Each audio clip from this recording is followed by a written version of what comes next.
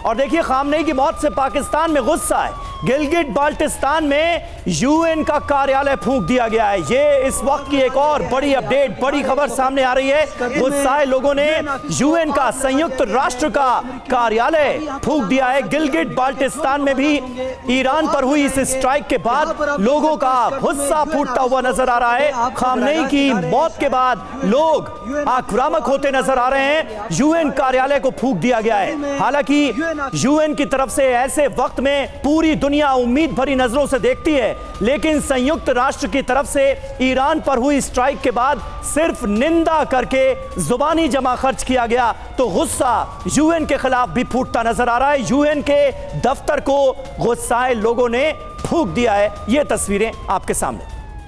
तो ये तस्वीरें आपको हमने कराची से भी दिखाई थी और अब ये देखिए कैसे यूएन कार्यालय में तोड़फोड़ भी की गई है, आगजनी भी की गई है। पाकिस्तान में गुस्सा दिखाई दे रहा है और गिलगिट बाल्टिस्तान में यूएन कार्यालय फूंक दिया गया है। मनीष, ऐसी ही तस्वीरें कराची से भी हमने देखी और अब यहाँ से भी तस्वीरें सामने आ रही हैं। कैसे देख रहे हैं इसको, क्योंकि साफ है आक्रोश बढ़ता जा रहा है। कराची में तो 8 लोगों की मौत तक हो गई।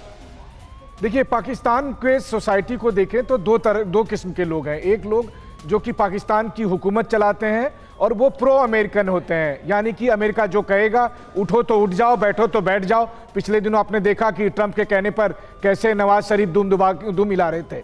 तो एक तो वो लोग हैं जो कि ईरान के खिलाफ अमेरिकी ऑपरेशन को उन्होंने खुलकर मदद दी है, बल्कि जो जानकारी आ रही है उसके मुताबिक अमेरिकन प्लेन, अमेरिकन ड्रोन और अमेरिकन एसेट्स जो है वो पाकिस्तान के बॉर्डर से पाकिस्तान की जमीन का इस्तेमाल करते हुए उन्होंने ईरान में ऑपरेशन के समय महत्वपूर्ण भूमिका निभाई है। तो अब पाकिस्तान के कुछ लोगों का गुस्सा है जो एंटी अमेरिकन हैं और वो इस तरह की कार्रवाई कर रहे हैं, लेकिन उन्हें यह समझना पड़ेगा कि उनकी हुकूमत, उनके जो हुक्मरान हैं वो व्हाइट हाउस में बिक चुके हैं और ऐसी स्थिति में उनका ये गुस्सा बिल्डिंग में या कॉन्सुलेट में जाकर कुछ नहीं होने वाला है।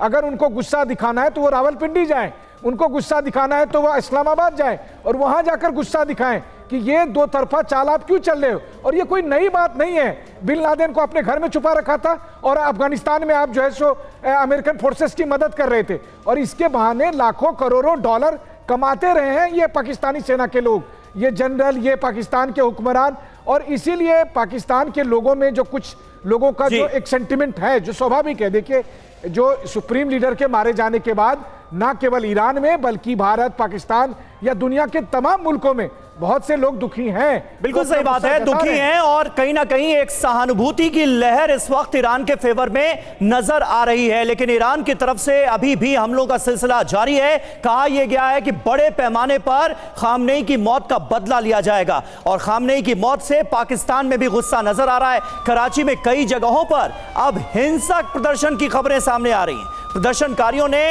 हिंसा और आगजनी की है। हिंसा में 8 लोगों की मौत हुई है। देखिए, एक होटल को भी आग के हवाले कर दिया गया है। अब ये खबर भी सामने आ रही है, यानी कराची में हिंसा का जो दौर थोड़ी देर पहले शुरू हुआ था वो थमने का नाम नहीं ले रहा है, बल्कि अब हिंसा का दायरा पाकिस्तान के अंदर बढ़ता हुआ हम देख रहे हैं।